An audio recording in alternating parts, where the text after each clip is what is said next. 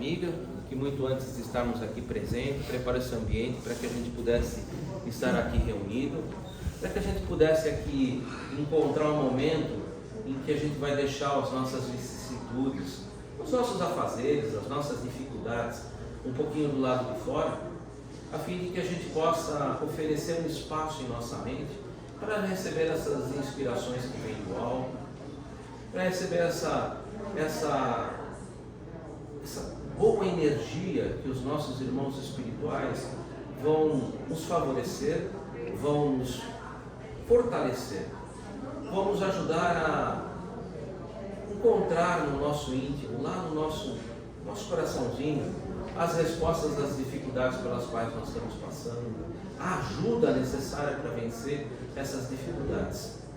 São apenas 50 minutos, no máximo uma hora, em que a gente costuma pedir para as pessoas: olha, deixa um pouquinho as coisas do lado de fora, já que você está aqui, se coloca de maneira integral, receba essas boas energias, abra o seu coração a Deus, abra esse coração a Jesus, para que Ele possa se aproximar.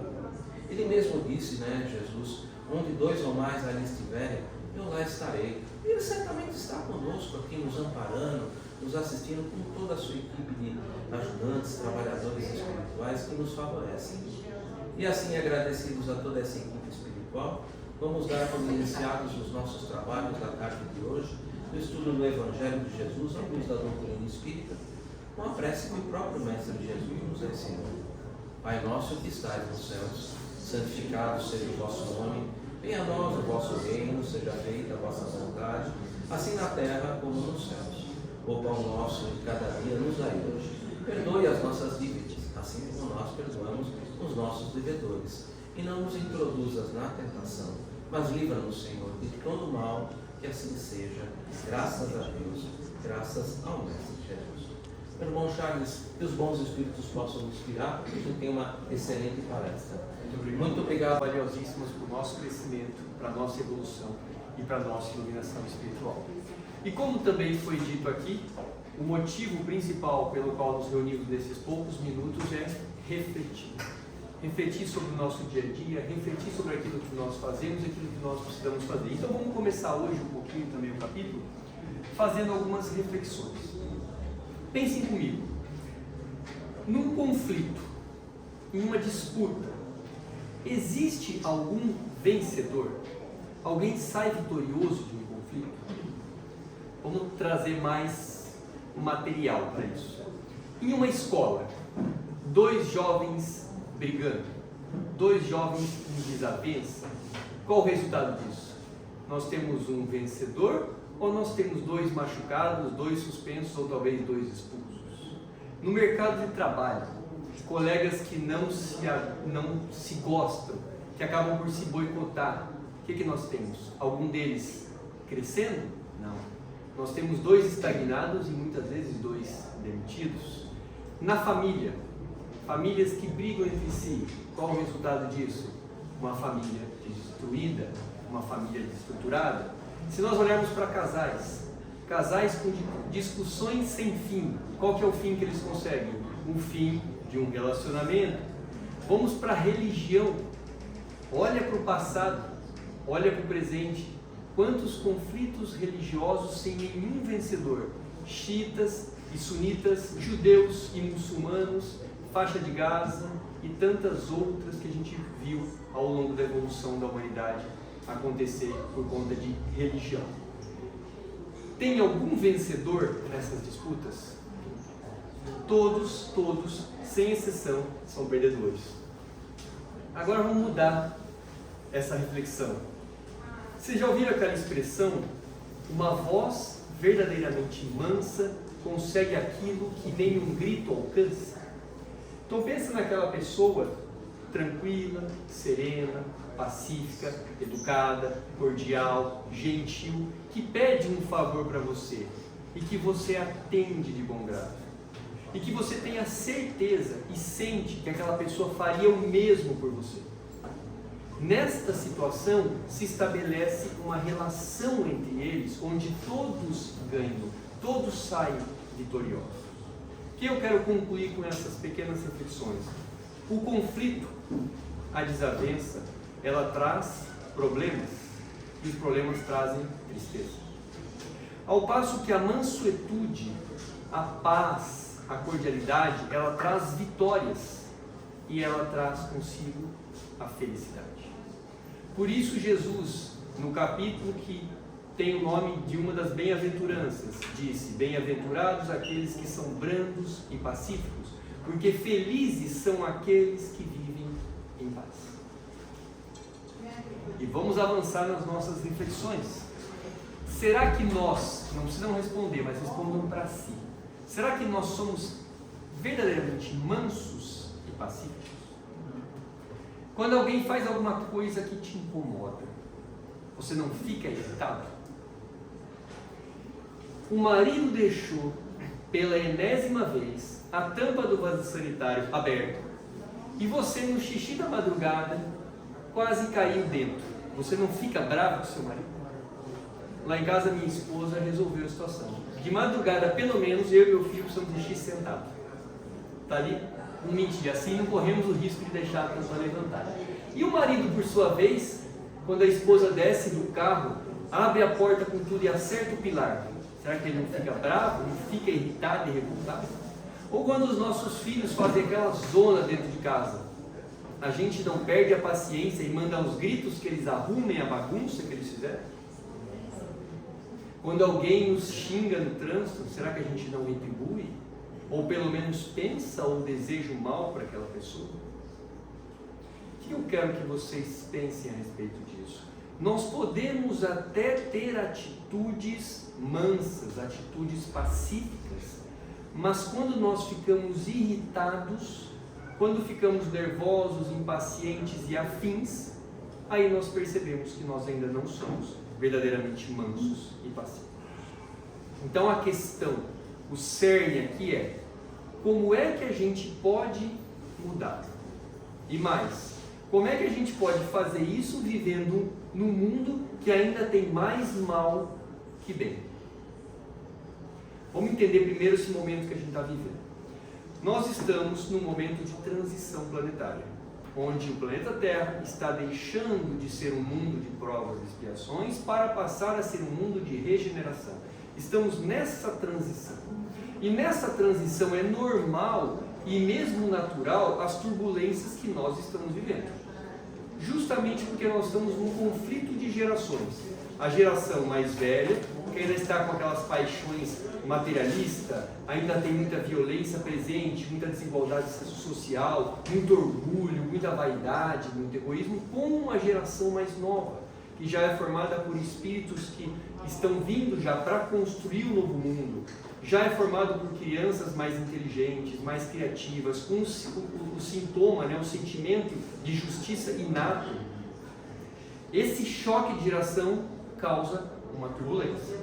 Segundo, além deste choque, o período de transição planetária ele é caracterizado por alguns acontecimentos, sejam eles naturais, terremotos, físicos, psicológicos, são acontecimentos até mesmo sociais, acontecimentos econômicos que acabam causando um sofrimento generalizado. Tem seu motivo, ele causa um sofrimento generalizado, mas é o quê? É um objetivo de acelerar esse processo de transição, acelerar esse processo de amadurecimento. Afinal de contas, a gente não cresce na facilidade, a gente cresce na dificuldade. Já ouviram aquela expressão, não se faz bom marinheiro em mar calmo? É exatamente isso. A gente precisa de agitação, a gente precisa de dificuldade, a gente precisa de alguma coisa tirando a gente do rumo, para que a gente, com nossa força, nosso esforço, a gente retome o rumo. E o que é que nós estamos vivendo nesse momento? É só lembrar da pandemia. É um acontecimento mundial que causou um sofrimento generalizado, mas que fez a gente crescer, que fez a gente mudar um pouco para aquilo que a gente olha, mudar um pouco o nosso objetivo. Devia ter mudado um pouco mais? Deveríamos ter mudado um pouco mais, mas é algo que veio para que a gente possa realmente melhorar. Aliado a isso, nós temos crises políticas, crises financeiras, crises econômicas, fome, violência de toda ordem e, quem diria, no século XXI, guerra. Na frente, por falta de uma, pelo menos duas guerras declaradas. Mas, e aqui é que nós temos que nos apegar, é nessa transição para esse mundo de regeneração que o mal começa a perder espaço para o bem. Que a violência, que a cólera, que a injúria, elas começam a dar lugar a comportamentos mais nobres, como a mansuetude, como a paciência, a afabilidade, a cordialidade, a moderação. É neste momento de transição que o orgulho, o grande mal da humanidade, e o egoísmo passam a ceder espaço para a humildade e o amor. O nosso planeta vai evoluir para um mundo onde o bem é muito mais presente que o mal. A pergunta que nós temos que nos fazer no nosso dia a dia é: nós queremos acompanhar a evolução do planeta? Porque ele vai independente de nós. Ele vai evoluir, geração, vai para mundos felizes, ditosos e assim por diante. Agora nós vamos junto ou não vamos? Isso depende de nós. E se nós queremos acompanhar, talvez esta seja a nossa última oportunidade, nossa última encarnação, para mostrar que nós temos condições de progredir e acompanhar sim o mundo. Mateus, ele cita a seguinte passagem: bem-aventurados aqueles que são brandos, que é o tema de hoje inclusive, porque eles herdarão a terra, eles continuarão seguindo como o planeta Terra para todas as suas evoluções. Reflexão, mais uma vez, como eu disse, hoje é um dia de reflexão. Será que nós fizemos a nossa parte até agora para acompanhar o planeta? Será que nós estamos fazendo a nossa parte? Será que nós estamos prontos para esse acompanhamento? Vou dar um motivo para vocês estarem bem, para nós ficarmos mais prontos ainda. Existe uma obra chamada Exilados de Capela, e ela se refere a Capela, é um planeta como o planeta Terra é, o planeta Capela também. Hoje o planeta Capela já é mais evoluído que a Terra. Chegou um determinado momento onde ele estava migrando de um planeta de provas e expiações para a regeneração, e naquele momento tinham muitos espíritos desenvolvidos intelectualmente, ou seja, com uma inteligência muito elevada, mas moralmente muito baixa. Vamos pensar na inteligência. Eu posso ter uma inteligência, um cientista, saber fazer qualquer coisa e desenvolver vacinas, medicamentos e técnicas que vão salvar pessoas. Como eu posso usar a mesma inteligência para fazer bomba nuclear? Então ele pegou pessoas de desenvolvimento intelectual grande e moral baixa e falou o seguinte: vocês não vão mais acompanhar o planeta Capela. Vocês agora vão para um planeta mais primitivo, onde vocês vão usar o intelecto de vocês, a inteligência de vocês, para ajudar o povo primitivo a evoluir. E eles vieram para o planeta Terra. E no planeta Terra, por isso que a gente olha lá para trás, olha lá para a China milenar, olha lá para o Egito antigo, olha para os Incas. Eles tinham uma agricultura, uma astronomia, uma construção, uma medicina, a questão da irrigação muito grande, muito evoluída para 3, 4 mil anos atrás. Por que será? Espíritos de desenvolvimento intelectual vieram para cá e nos ajudaram a evoluir. Então o que nós queremos? Acompanhar a evolução do planeta Terra ou ir para um planeta mais primitivo, ajudar o homem da caverna a andar ou ensinar o povo primitivo a fazer fogo? É isso que a gente tem que cuidar. Então, se a gente quer evoluir junto com o planeta, eu acredito que todos aqui queremos, a hora é agora. Nós temos que trabalhar para a nossa evolução. Não é amanhã, não é depois de amanhã, é agora. Eu gosto de pensar que a gente sempre está atrasado. A gente já perdeu, eu tenho 45 anos, já perdi 44 e 12 meses. Então eu tenho que correr para fazer o que eu não fiz nesses 44 e 12 meses. Então, nós temos que trabalhar. E nós sabemos, todos nós sabemos, é só olhar no espelho, é só parar a pensar, a gente sabe onde está acertando, a gente sabe onde está errando, a gente sabe quais virtudes nós temos desenvolvidas, quais nós temos a desenvolver, a melhorar. Não sabemos? E se não soubermos, Santo Agostinho, questão 919, Livro dos Espíritos, ele nos ajuda com um roteiro. A questão é extensa, não vou ler para vocês, obviamente, mas ela diz mais ou menos assim. Primeiro ele começa a resposta dizendo: um sábio da antiguidade, ele está se referindo aqui a Sócrates, vô-lo disse, conhece-te a ti mesmo. Então a questão 919 gira em torno do conhecer-se.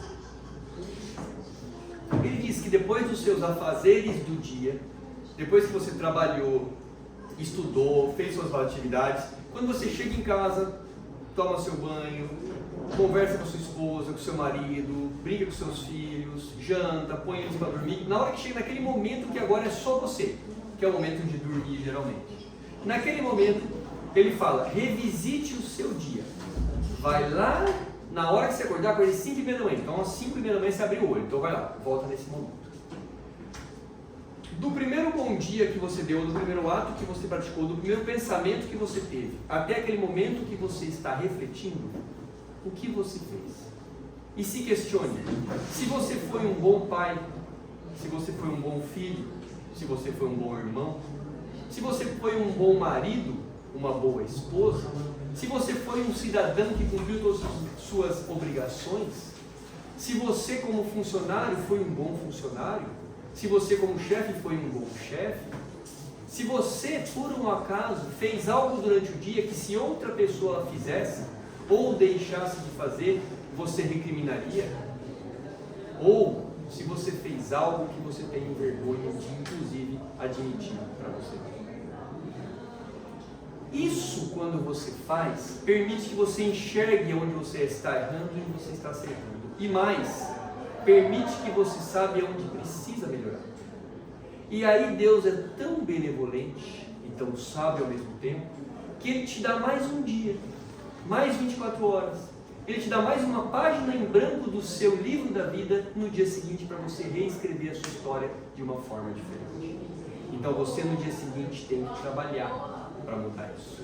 Então, quando você acordar, faça a lista das virtudes que você tem que trabalhar, que você tem que melhorar, dos vícios que você tem que abandonar. Coloca se te faz bem no espelho, na geladeira, no carro, no caderno, na agenda, no telefone, mas coloque em algum lugar. E todo dia pela manhã veja essa lista, consulte e planeje quais são as metas do dia. A gente faz meta para tudo na vida. Por que nós não podemos fazer metas para aquilo que é eterno?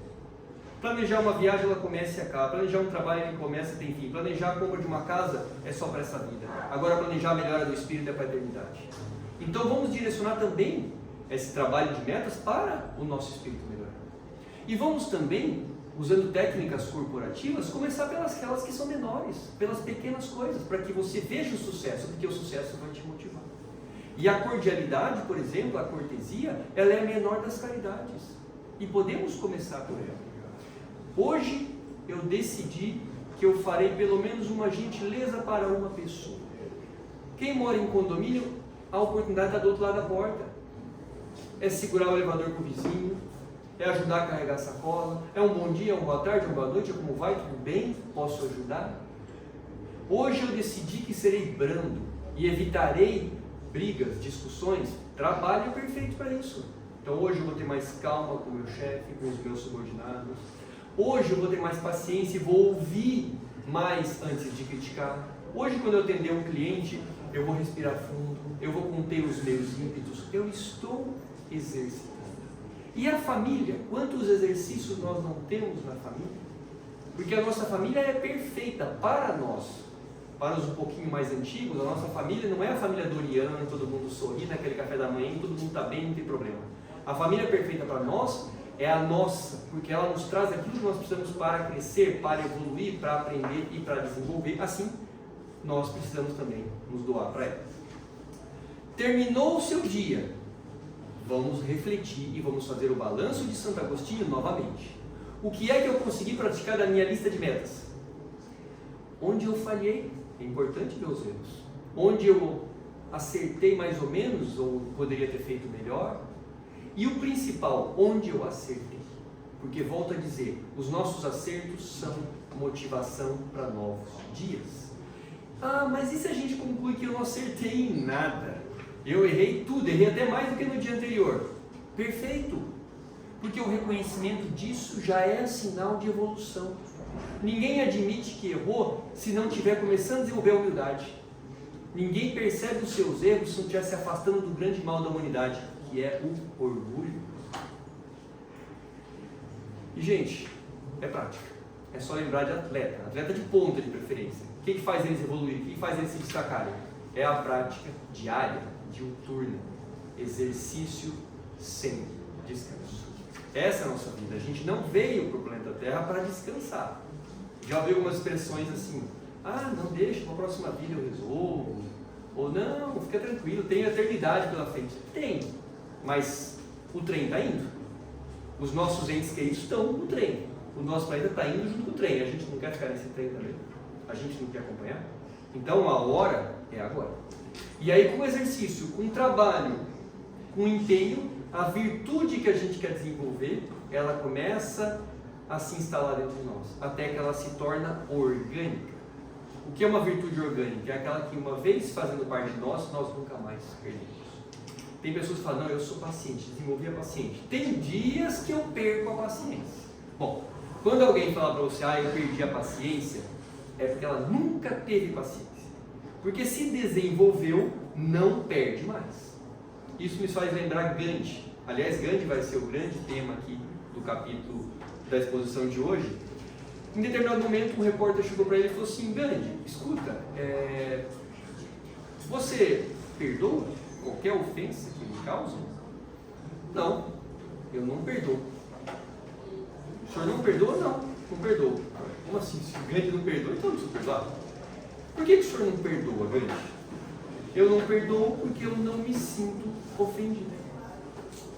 Isto é uma virtude desenvolvida. Isso é uma virtude que se tornou orgânica nele. Eu não preciso mais perdoar, porque tamanha é a minha evolução que não há nada que me faça se sentir ofendido. Por isso eu gosto de pensar, e gostaria que vocês começassem a pensar o mesmo, que será que existe mesmo um ofensor? Eu tenho para mim que não existe ofensor. Não tem ofensor. Tem ofendido. Agora, se nós não temos um ofendido, nós não temos ofensa, nós não temos ofensor, nós não temos conflito. E quando a gente olha para Gandhi é isso, nós não temos aqui um ofendido. A paciência não é diferente. Se a gente desenvolve a paciência, não há nada que vai fazer a gente perdê-la. Não é porque eu viro uma pedra, não é nada disso, não é porque eu fico isento de sentimentos, é pelo contrário. É porque eu passo a enxergar o mundo com outra ótica, com outros olhares, com a visão do amor, a visão da caridade, a visão da humildade. Então eu entendo que aquela pessoa, aquela situação que às vezes está me fazendo perder a tal paciência, ela está em evolução, eu já passei por aquela situação, eu também já tive aquela dificuldade, então, ok, isso é caridade, isso é humildade. O mesmo vale para todas as virtudes, o mesmo vale para a mansuetude, para a doçura, para a afabilidade, todas aquelas que a gente quer e precisa desenvolver. Agora eu faço uma ressalva para não desanimar. Porque quando o assunto é desenvolvimento, quando o assunto é evolução, é muito importante que a gente tenha em mente a questão do tempo. Tudo na natureza está embasado no tempo e nós fazemos parte da natureza. Se eu quero comer alface, eu vou ter que plantar e esperar 14, 15, 16 dias para comer minha bela salada de alface. Mas se eu plantar café, eu tenho que aguardar 4, 5, às vezes até um pouco mais para tomar um café. Realmente. Toda semente, cada uma diferente da outra, demanda um tempo específico para frutificar. Não adianta querer antecipar. Antecipar você não vai chegar ao que precisa. E nós, como espíritos, não somos diferentes.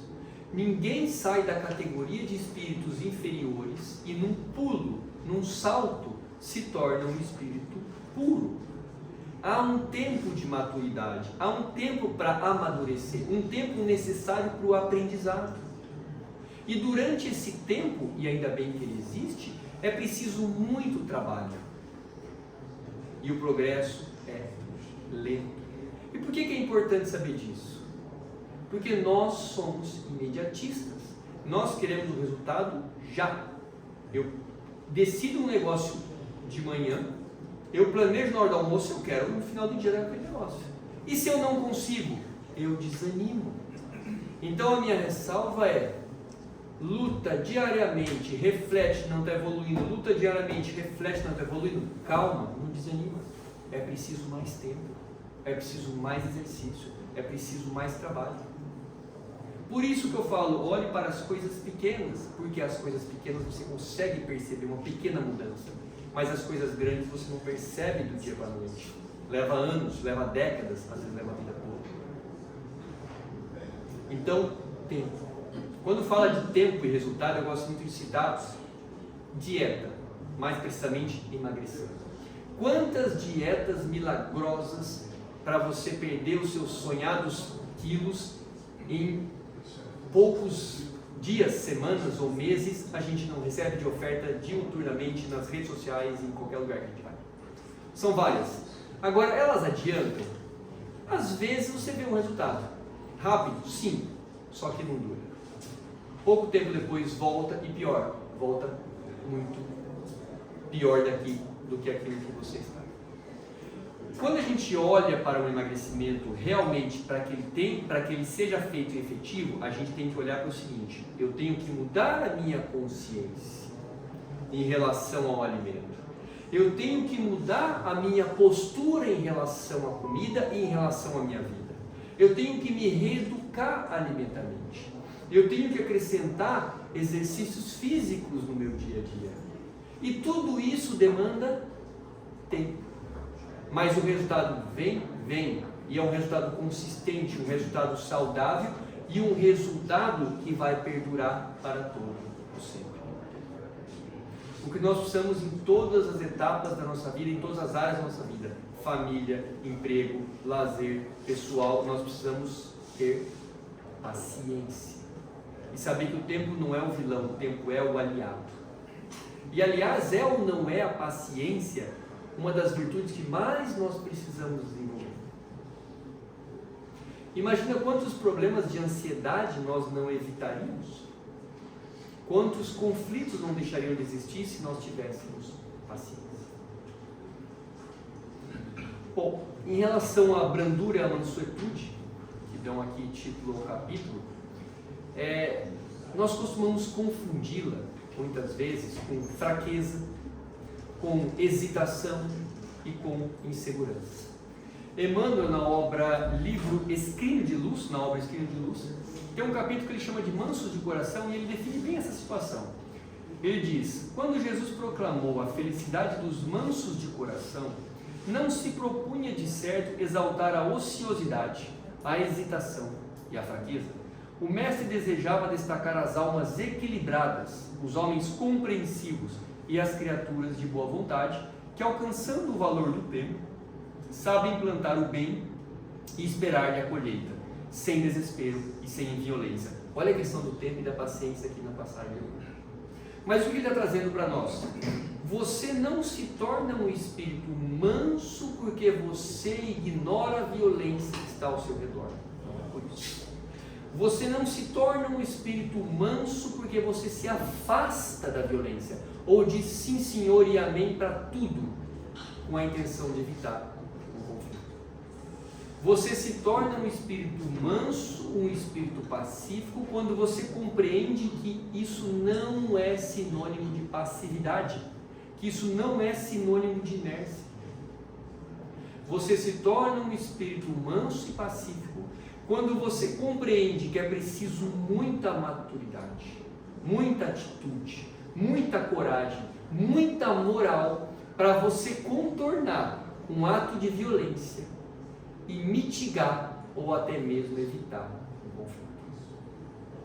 Você se torna um espírito manso e pacífico quando você compreende os malefícios que uma violência psíquica, emocional ou física provocam na criatura ou provocam em toda a sociedade. Um espírito manso e pacífico é aquele daquela pessoa que, quando está dirigindo, leva uma fechada de trânsito, pede desculpa, mas mesmo assim ele é xingado e ele segue o seu caminho sem devolver o xingamento, sem reclamar, sem desejar ou sem pensar o mal do próximo. É aquela pessoa que tem sob a sua mira um cara que tirou a vida de alguém da sua família, mas consegue se controlar e entrega ele às autoridades. Um espírito manso e pacífico é aquele que não precisa mais perdoar, porque ele já não mais se ofende. E um espírito manso e pacífico é aquele que, no momento da sua morte, depois de levar um tiro, ele eleva o seu pensamento a Deus e pede perdão pelo seu assassino. E isso aconteceu. Foi assim que Gandhi nos deixou.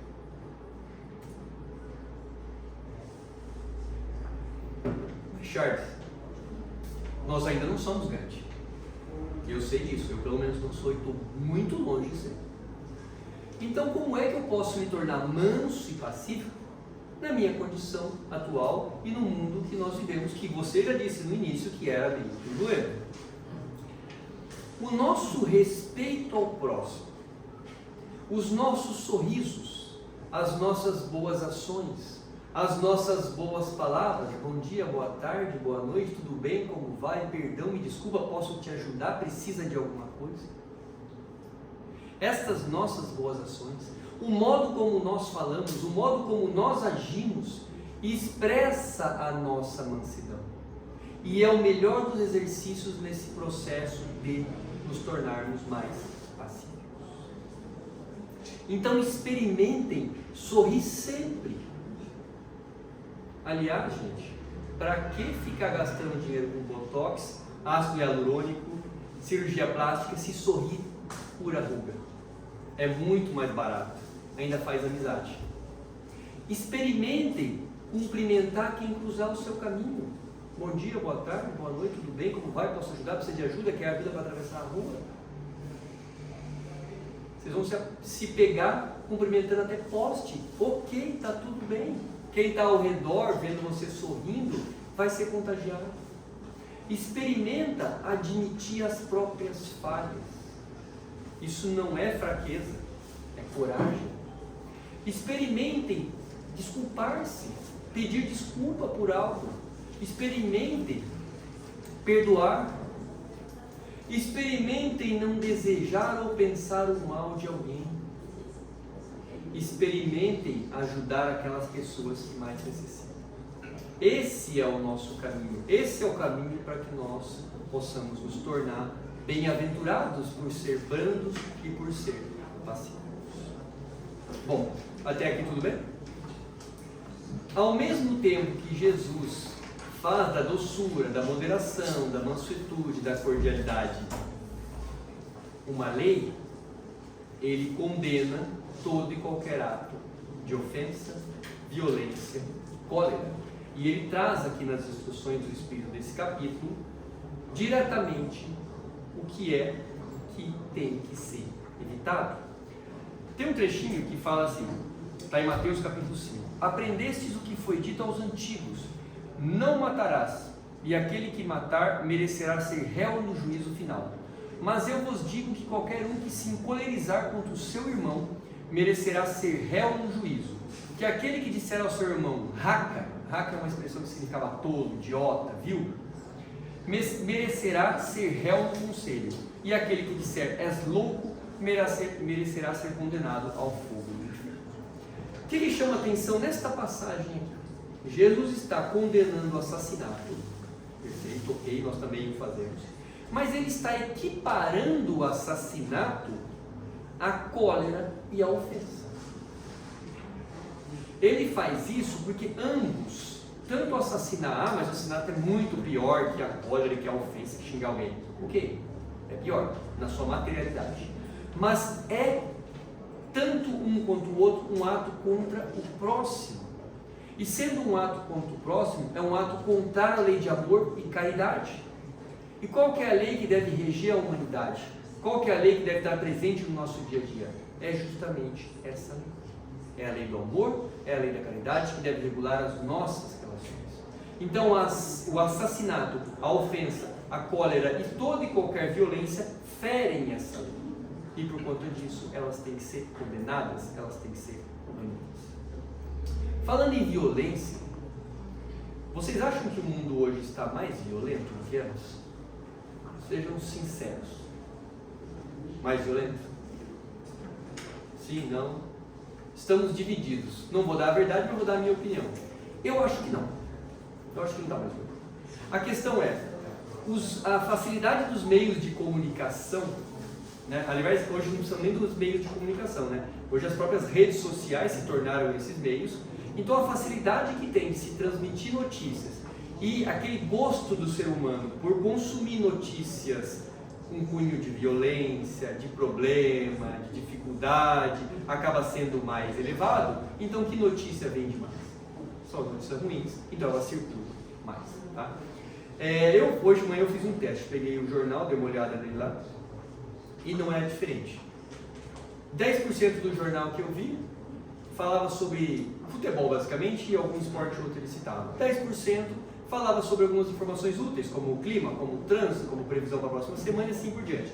10% de notícias boas. Uma chamou a atenção de uma cidade, não me recordo o nome, mas que fazia 6 anos que estava sem nenhum assassinato, eles estavam comemorando isso. Falou também de desemprego, desmatamento e tudo mais. E 70% do jornal falava em assassinato, em roubo, perseguição policial, corrupção, da guerra. 70% do jornal. Então, se nós olharmos para esse noticiário, então quer dizer que só 10 a 20% do que acontece é bom? Não, é porque isto vende. É isso que vende mais. Como é que a gente combate isso? André Luiz fala para nós o seguinte: em tempo algum, empolgar-se por emoções desordenadas ante ocorrências que apaixonem a opinião pública, como, por exemplo, delitos, catástrofes, epidemias, fenômenos geológicos e outros quaisquer. Acalmar-se é acalmar os outros. Então, diante dessas notícias ruins, vamos fazer como André Luiz nos orienta. Pula, passa para a próxima. Mas o que é mais importante diante da violência? É a gente olhar para nós mesmos. É sempre aqui. A solução para o mundo está aqui dentro. Então a gente tem que começar olhando aqui dentro e não dentro dos outros.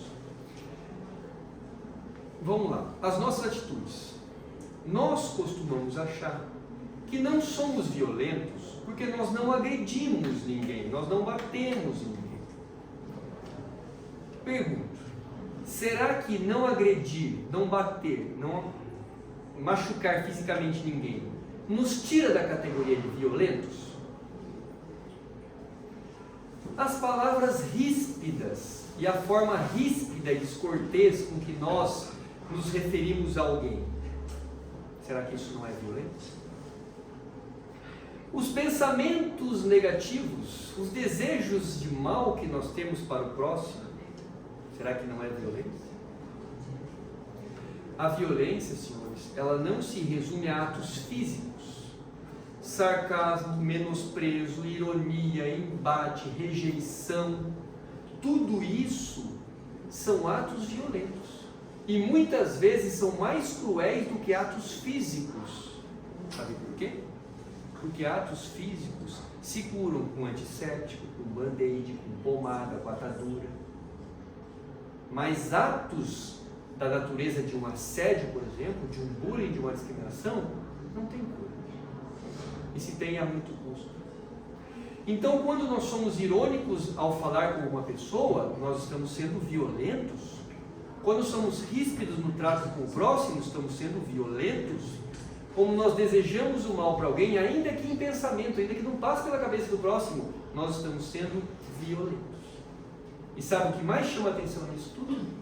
É que são atitudes que nós cometemos diariamente. Quando nós fizemos a nossa reflexão de Santo Agostinho, nós vamos perceber que comete isso. Às vezes sem querer. Às vezes por omitir, por nos omitirmos a ficar em cima das nossas ações, a controlar aquilo que a gente faz.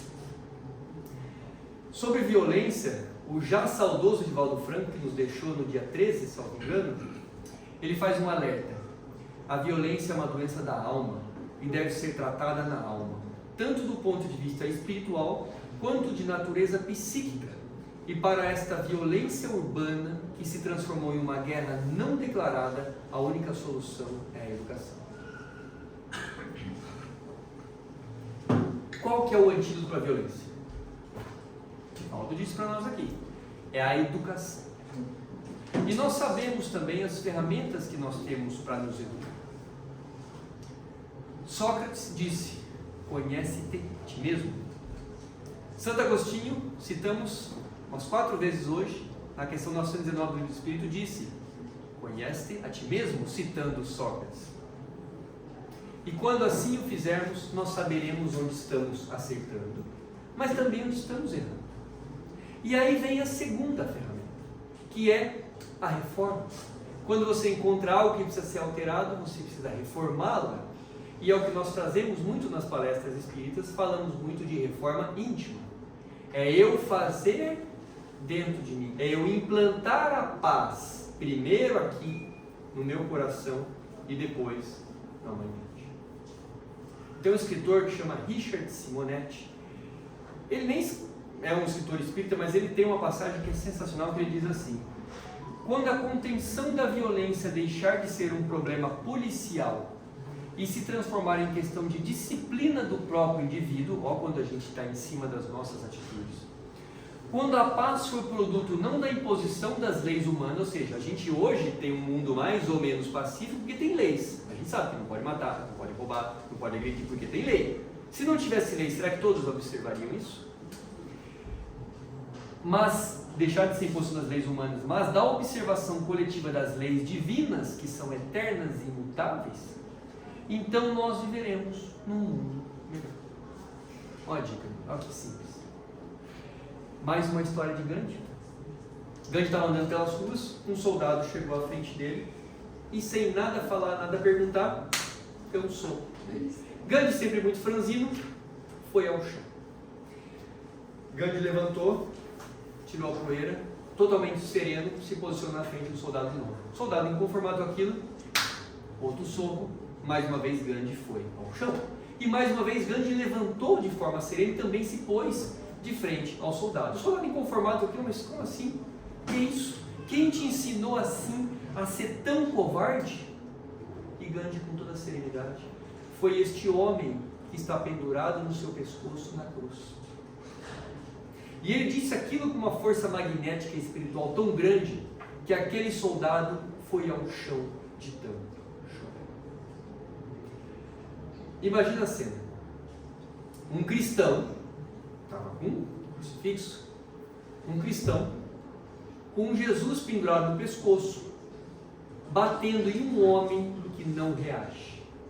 Esse soldado é ou não é a imagem da estupidez da violência? Ao passo que nós temos Gandhi totalmente sereno, ele é ou não é a lógica que envolve a paz?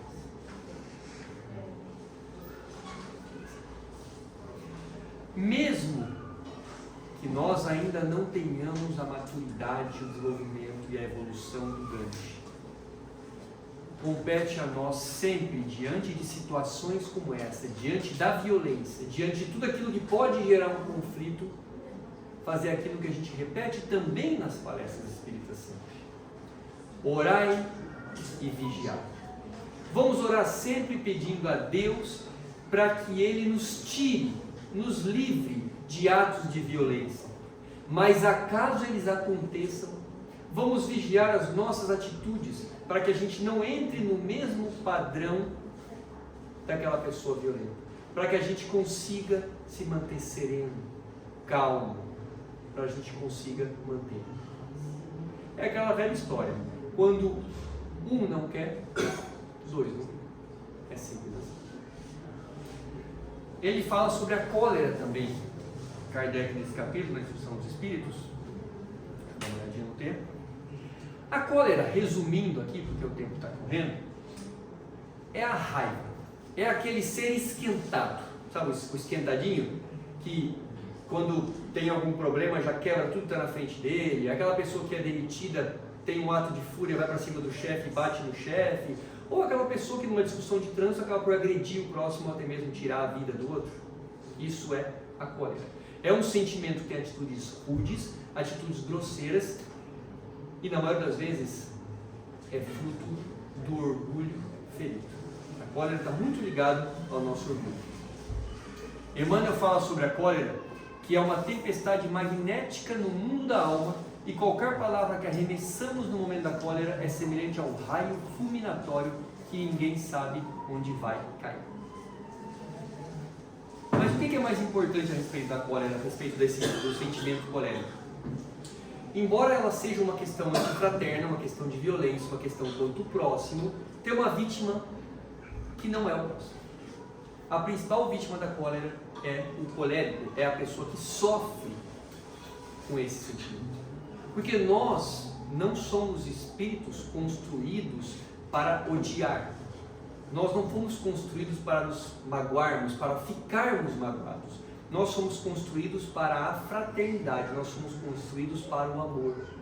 E viver com esses sentimentos ruins causam um adoecimento do nosso espírito e causam um adoecimento do nosso corpo físico. Há diversos estudos ao redor do mundo, em hospitais na área oncológica, que já conseguiram comprovar câncer, tumor originário de mágoa, originário de rancor. Então são situações para as quais nós não fomos construídos. Quer perceber como o nosso corpo funciona diante do sentimento? É muito simples. Hoje é sábado, hoje é dia de feijoada. Alguém que comeu feijoada? Credo, gente, eu sou São Paulista. Tudo bem, não tem importância. Você enche a barriga. A feijoada é muito pesada porque a gente sempre cita a feijoada. Enche a barriga. Fica nervoso depois de uma grande refeição para ver o que acontece. Fica triste, fica chateado, briga com alguém. Você vai sentir no corpo isso. Você vai sentir no corpo físico. É isso que o nosso corpo está recebendo toda vez que a gente fica magoado, fica com rancor, fica com ódio e fica com ressentimento. Por um outro lado, a brandura, a mansuetude, a cordialidade, tudo aquilo que envolve o amor, ela nos eleva. Ela influencia a nossa saúde física, espiritual e física, e ela influencia mais, ela influencia o ambiente que está ao nosso redor.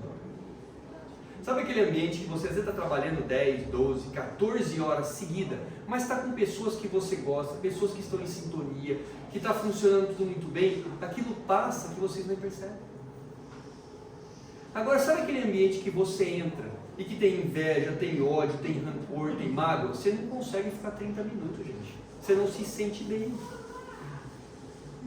Compreendem que o que está ao nosso redor, o ambiente que está ao nosso redor, está nas nossas mãos, depende da gente. A gente pode estragar o ambiente, como a gente pode elevar o ambiente. E ainda sobre a questão da cólera, muito cuidado aquelas pessoas explosivas que costumam dizer: eu sou assim porque eu nasci assim. Eu sou genioso, eu sou temperamental, é o meu organismo. Porque a verdadeira cólera, Allan Kardec traz aqui neste capítulo, a verdadeira cólera, a origem dela é o espírito, não é no corpo, é no espírito. Então, mais uma vez, precisamos nos conhecer, nos esforçarmos, trabalharmos e exercitarmos diariamente para que a gente possa mudar a condição do nosso espírito. E quando a gente conseguir avançar, quando a gente lá na nossa reflexão conseguir, puxa, mas eu consegui isso, eu melhorei aqui.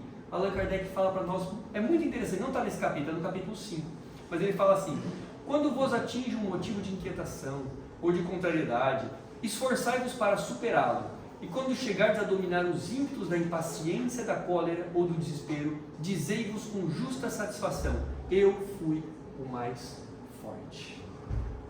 Comemorem, os acertos são nossa motivação. Eu vou encerrar com uma história de Gandhi. Conta-se que em determinado momento, das oportunidades que Gandhi estava atendendo as pessoas, uma mulher chegou com seu filho de colo. Era sempre muito cheio, muito custoso chegar até Gandhi, então ela ficou na fila com o filho de colo por mais ou menos 2 horas até que chegou a vez dela. Então Gandhi perguntou em que lhe posso ajudar. Olha, Gandhi, o meu filho ele come muito açúcar. Tá bom, então volta a semana que vem. Bem, ela achou estranho, mas seguiu a orientação de Gandhi. E ela foi para a casa dela.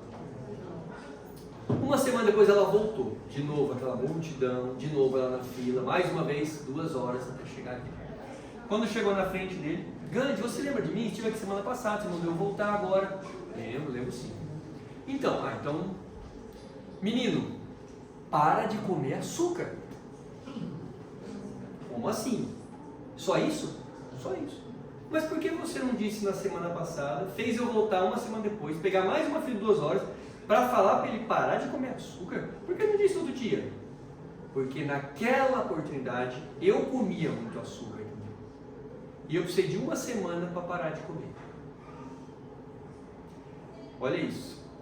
Ele precisou, uma pessoa de elevada moral, ele precisou fazer aquilo para ter autonomia, para ter força bater a autoridade para falar para ela, então você também não pode fazer. Isso é grande. Tem uma passagem no Evangelho, eu não sei a origem da passagem, mas eu gosto de falar sobre ela, porque ela traz muito, não só para esse assunto, mas tudo que a gente vive. Ela diz assim, é bem curtinha.